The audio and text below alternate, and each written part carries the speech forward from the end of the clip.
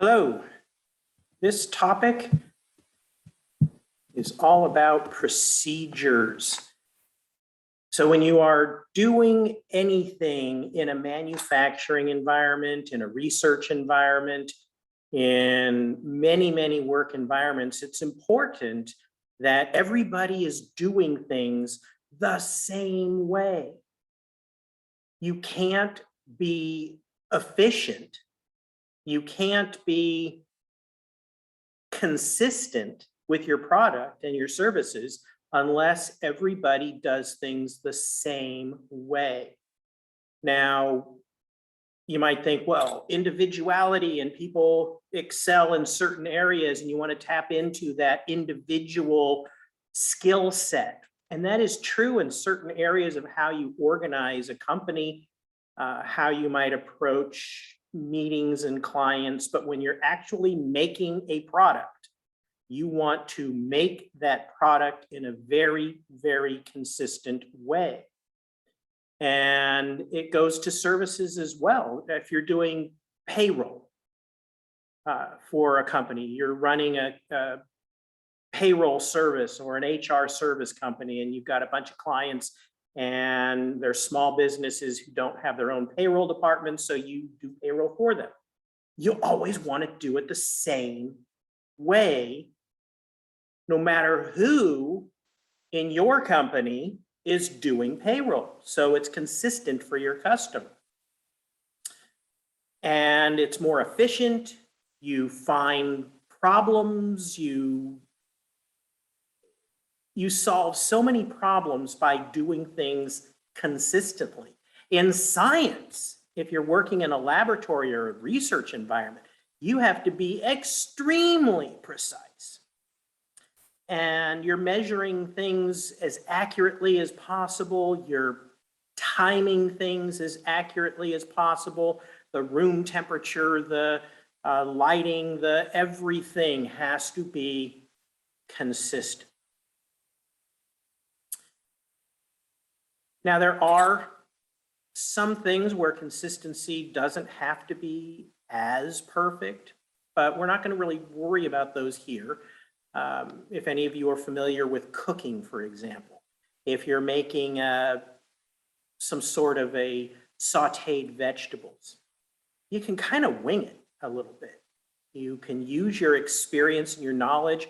I'm going to throw in a little bit of extra scallions, or I'm going to try just a little bit of oregano this time, and I didn't use oregano last time, and mix it up a little bit. That's okay in that situation. You're winging it in a situation where it makes sense. You're making dinner for people and you know what you're doing.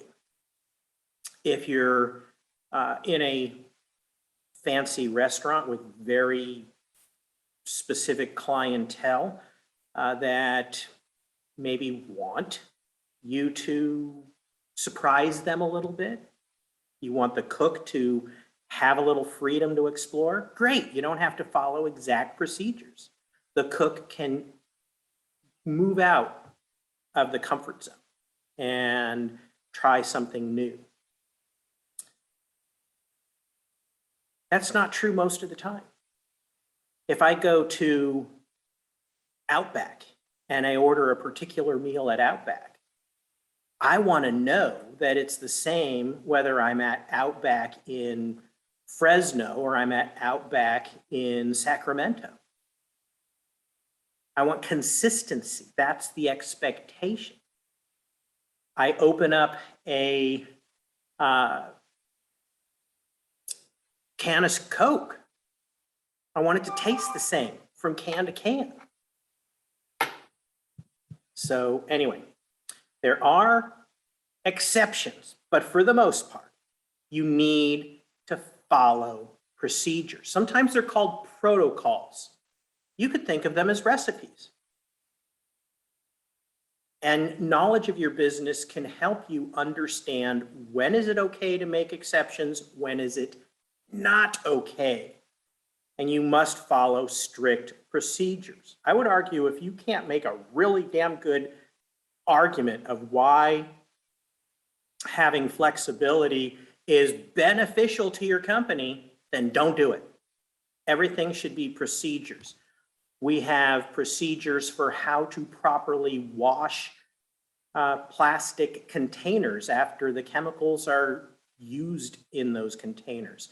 We have specific procedures, even how to properly wash the tractor, procedures for everything imaginable. It helps with training and it helps with customer satisfaction. So let's look at some of these examples of procedures. Here's one, Hartnell Fresh Foods. It's not really the company, obviously. Made that one up. Surprise, surprise. Come on. So I'm going to zoom in. It will let me. Let's do 1, 5. All right. So the purpose of the Hartnell Fresh Foods scale calibration procedure is to establish the guidelines for proper operation for all scales used prior to and during our manufacturing time in our facility. This procedure is necessary to ensure proper scale operation. So again, you're getting ready to run a production run of your product. You have to have the scales measuring right so your bag of chips or your bag of lettuce or whatever you're making is consistent. So you got to calibrate those scales. The procedure outlines the requirements for Hartnell Fresh Food employees to assure all scales used in our manufacturing processes are functional and properly calibrated prior to the start of a production order. So what's the procedure? Scales must be turned on. It talks about that. Assure that the scale is properly leveled. And there are levels on high-end accurate scales, little bubble levels that, and feet on the base that you turn a dial on the feet to make sure it's leveled. Double check it. Make sure it's not wobbling where one of the feet is out of adjustment or something like that. You place a 500-gram weight in the center of the scale, and it has to be plus or minus 0.05 grams, 5/100ths of a gram. This is an accurate scale. A total of 5 checks with the same 500-gram weight should be performed. There are a total of 8 scales that must be calibrated. Okay, pretty straightforward. It walks you through the procedure. Now, there could be more detail in here. This is a perfectly acceptable training one. The simpler you can make it for training, the better. If you have all of the scales, identical models, identical setup, which is beneficial in most cases, then boom, you can set up your lines, you can get it calibrated really quickly. This actually came from McCormick, the spice company. And I was working on a project with them, and we set up a bunch of these for their training in their quality assurance program. And so I am using these as real world examples of actual materials used in manufacturing. The next one, the metal detectors. You do not want metals in your product. So what do? You have a metal detector procedure. So again, I'm going to zoom in 185. And I'm not going to read through this in the same detail that I did with the previous one. But again, you're trying to prevent contamination of foreign metallic objects. And there are ferrous or magnetic iron containing metals, and there are non-ferrous, non-magnetic, non-iron containing metals. And so you need to be sure you're using the right one or ones that detect all sorts of contamination. And so again, you're turning on these metal detectors at the beginning of each shift. You have this tiny little 1.8 millimeter. It's a very tiny piece of ferrous or iron-containing magnetic metal. That's what ferrous means. And you would take these bottles of spices, either the large Costco bottles or the tiny consumer bottles that are smaller than the internal roll of a toilet paper, bottles about yay big and about yay high.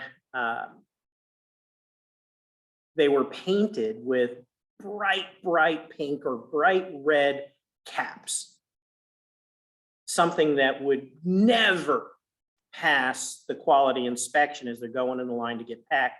So nobody accidentally packs the test bottle in a product package, a carton and a pallet going to a customer. So these bottles were in every other way exactly identical to the bottles in the production run, with the exception of the cap color being painted in a way that they could not accidentally get into a customer order. And then they also have the non-ferrous or non-metallic metal. And so they go through the procedure to make sure that the metal detectors are working right. And this is for specific products that used to be done right here at McCormick Shilling Place in Salinas. And these are procedures for making sure you go step by step by step.